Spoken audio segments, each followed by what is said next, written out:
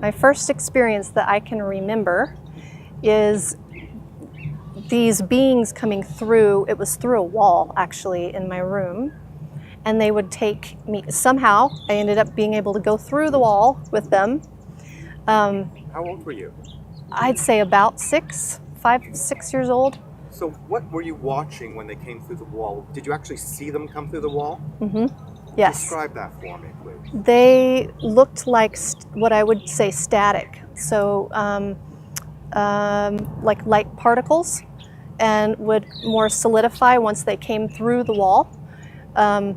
And be a little more solid, and then I would watch my body do the same thing, and then I would move through the wall, and then I would be in a ship, like physically on a metal-ish, solid, I don't know that it was metal, but solid, cool surface in the ship. And I feel like I want to clarify, I've had all types of contact experience. So there's some that I know are MILAB. What's that mean? MILAB's more governmental kind, more black ops type experiences. Some are more astral type experiences, and others are these beings that are more what I would consider to be higher dimensional in consciousness, in their heart, so more heart-spaced, and I consider them to be family. So the one being that came to me the most, and my sister as well, I would call her mom. So when she would bring us back to the house, I would feel really sad for a while because I felt like she was leaving me here. Lisa, can you describe what the visual was when the particles of the wall opened up, the being came through? What is the being? Tall, they were tall, more, it's like they moved almost like they did, it's almost like rubbery. So real graceful, I'd call them graceful. So they would be like light, so they looked like little beads of light. And then they would solidify, and it looked like they had a glow, like from the inside out, like they were glowing. Were they humanoid looking like us? So head, 2 arms, legs, no genitals, just long, tall What color beings. were Silvery, purplish, blue, kind of iridescent. they? Eyes? Big, big, big eyes. What color? Deep, like a shell. So like in shells or oil where it looks like that. So they were like, what I would say like oil. No iris or anything like that, just all deep one color. Almond, big. So those classic Big. big tapering off Yeah, eyes? but not like where they come up and wrap around. More like mine, but bigger. Yeah. And fully black? Fully black, but with color in them, like oil. Like oil, like it reflects a little bluish purple. And any ears, mouth, nose? Real light, kind of really tiny looking ears.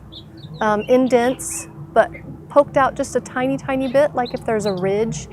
And then mouth is just very, very, it's there, but really tiny. All telepathic, no verbal. So they communicated telepathically. But it's more like experience, telepath, not like words. So instead of words, it would be like a,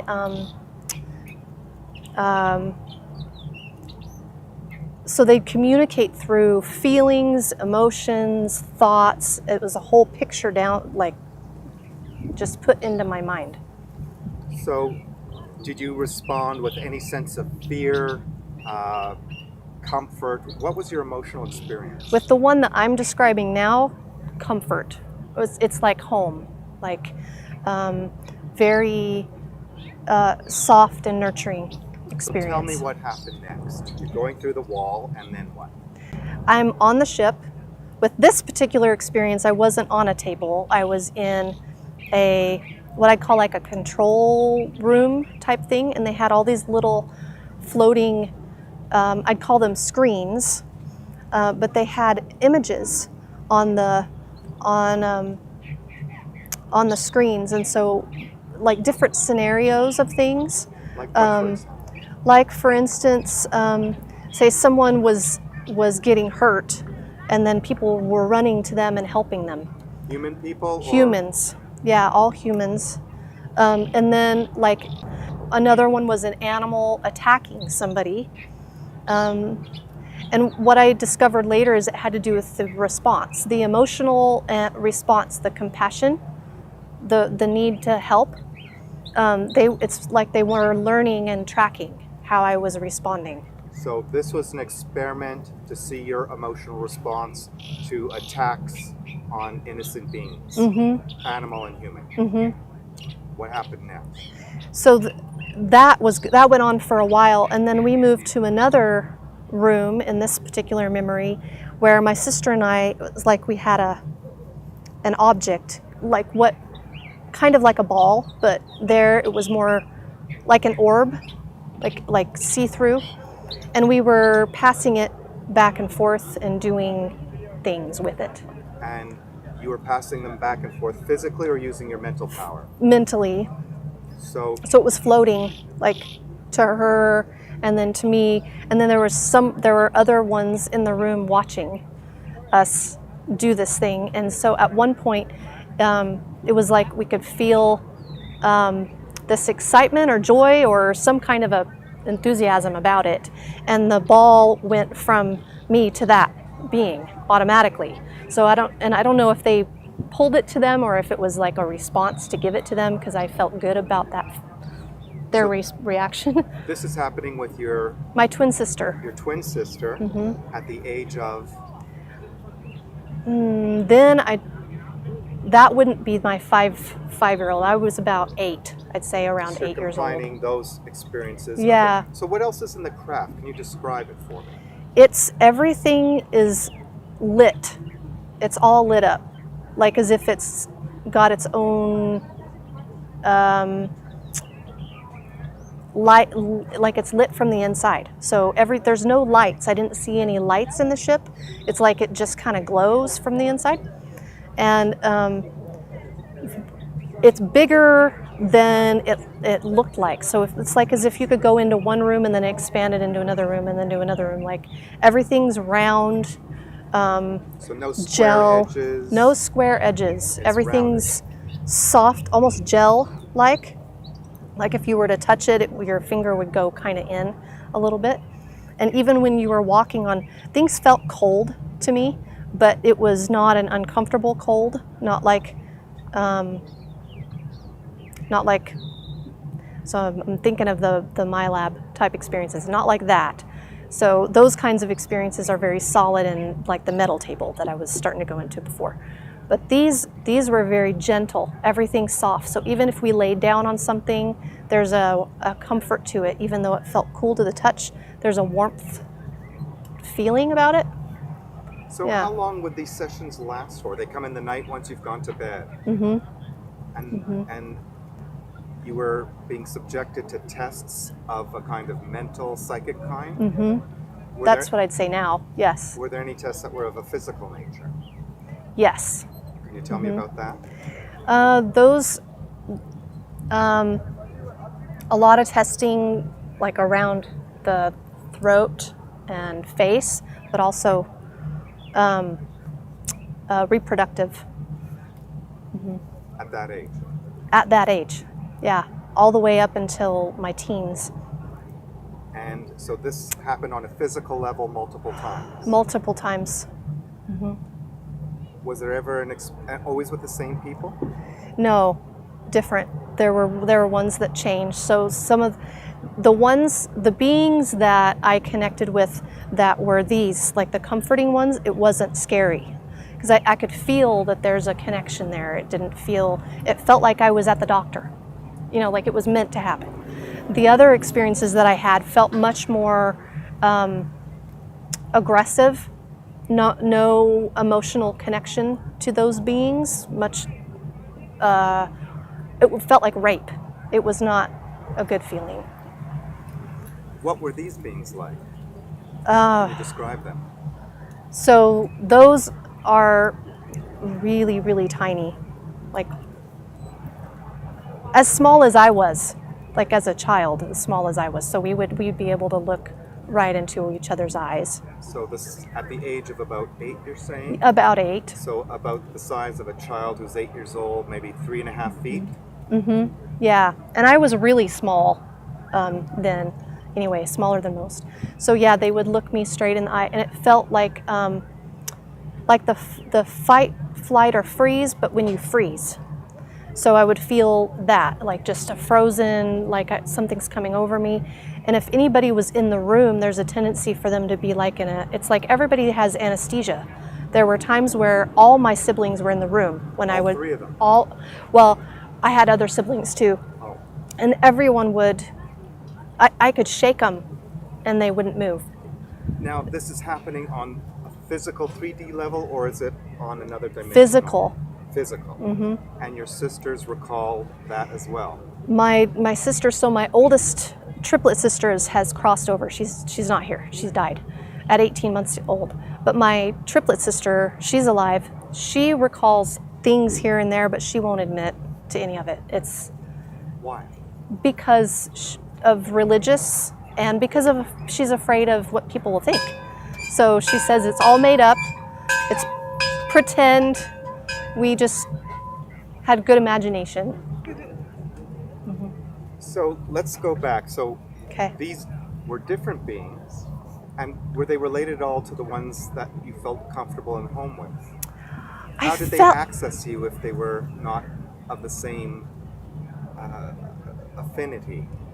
Well, what I've since realized is there's a part of, I've done some work for myself to figure this out with different therapies.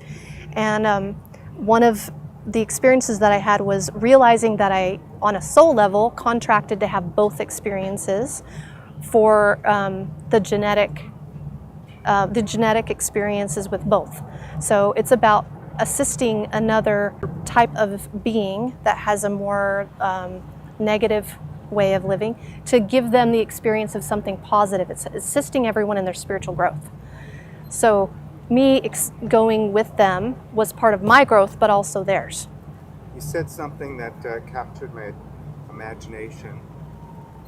You mentioned that you believed it was for a DNA experience exchange.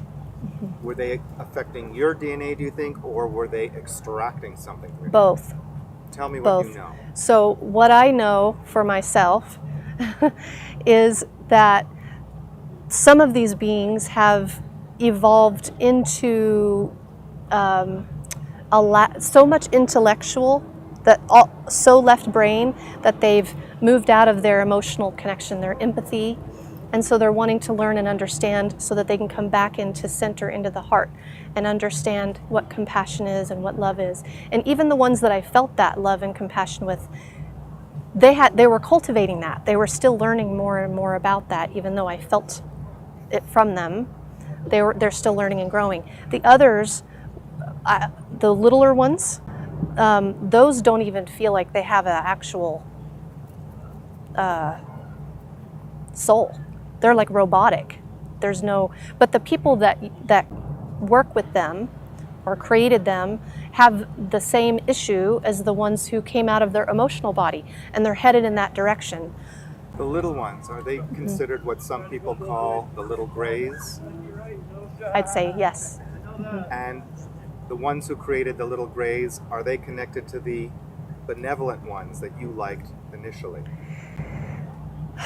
That's a good question. I think yes. I don't think directly in my experience, but yes, I do feel that there's some kind of a connection there. The people who created those are headed in the direction, though, of these other grays that are more artificial in their being, like not as much of a compassionate nature. So you had an experience where you feel there was a kind of violation, and that was probing of like a mechanical or way, or was it a body-to-body violation? It was mechanical. Mechanical, like they were exploring for something. Did you experience any pain? Yes. And was there any scarring left that you know Yes. of? So you have I've had to have physical- my uterus removed because of a lot of the damage. At what point in your life? I haven't talked about any of that. We don't have to go there. It's okay, we can.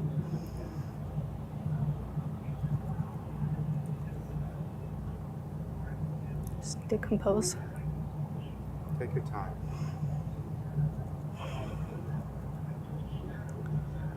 Okay.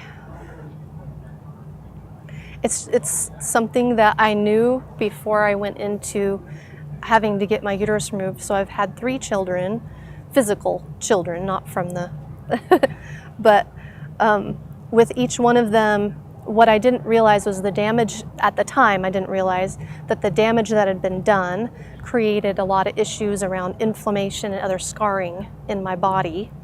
So after I had my 3 children, that was even more prevalent in my body. So I had a lot of pain and inflammation in my uterus. So I had to get my uterus removed. I didn't realize at the time that's what it was. Later on, everything clicked. The more memory I had of everything. When your doctors examined you before you had even your first child, did they observe any physical challenges that were a flag to what may be problematic further down the road? That I wouldn't say no, because I got married when I was 19. So it was pretty early on. There was not a lot. I had 1 exam before I got pregnant.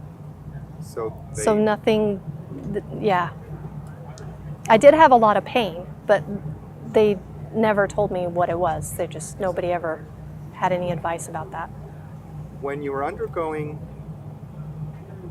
all your experiences on craft, because you were jumping a little bit, you had one at around the age of 6 with a loving, benevolent, family-like presence who you called mom.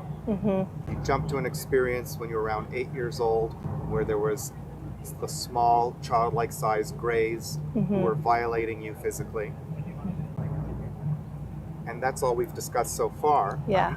Want to know, was there any sense of communication from any of them while this was ongoing? Yes. What do you remember or understand of that communication? What I remember and understand with the more compassionate ones is that somehow we're family. So that's why I would call her, I would say her, mom, was because there was a sense of communication and community with them. In fact, I've never said this before either, but I remember feeling like my parents weren't actually my parents, that this was my real family. So when they would come and bring me back to the house, I'd wonder why my mom was leaving. So I'd often feel like I was being left behind here.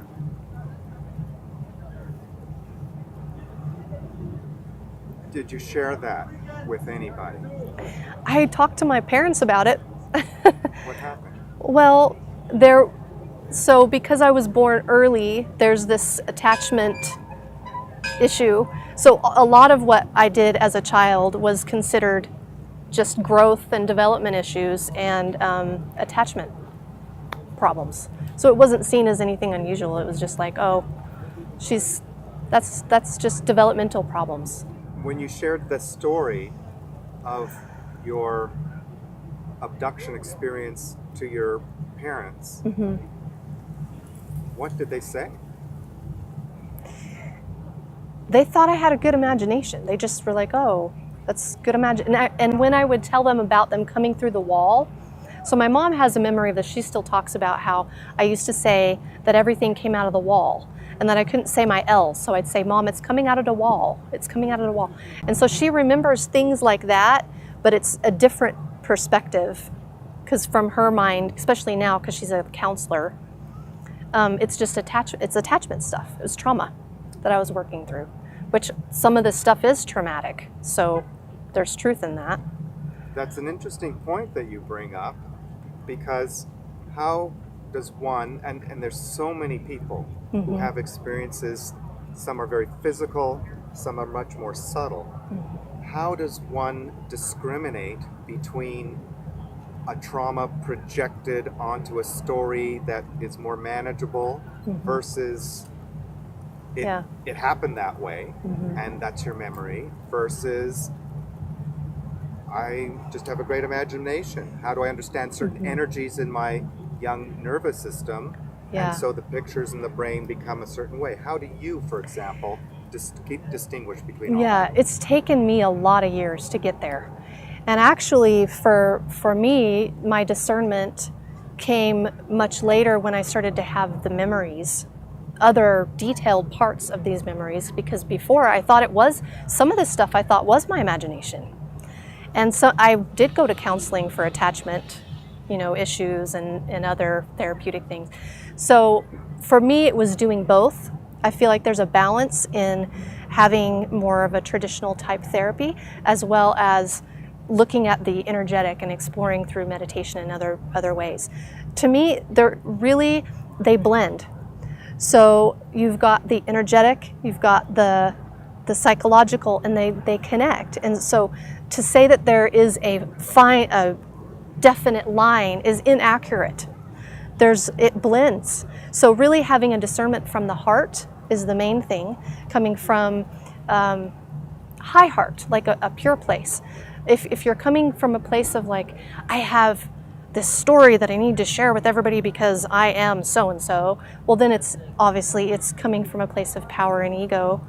So knowing how to discern in that way is important. In fact, the reason I'm doing this interview is for that. I want people to know it's okay to talk about this and to stop being afraid of the stigma of you're crazy, because the truth is that those of us who had these types of experiences that talk about it more in the indigenous cultures would be the spiritual leaders. So, and we're all those, is the thing. All of us are. We're all coming into that realization together and realizing that the mental illness stigma that's been placed on all of this, there are people who are off in reality, yes, that get lost in it, and yet this is more normal than people want to admit. It's about really seeing each other clearly beyond all the things we've been conditioned to think about other human beings. It's to be in our heart, and it sounds kind of hippie-ish, but that's the message. It's about love. It's about going beyond the ego. It's going beyond our personal story and connecting one-on-one and in groups, and getting beyond competition and becoming cooperative with each other. That's what it's about.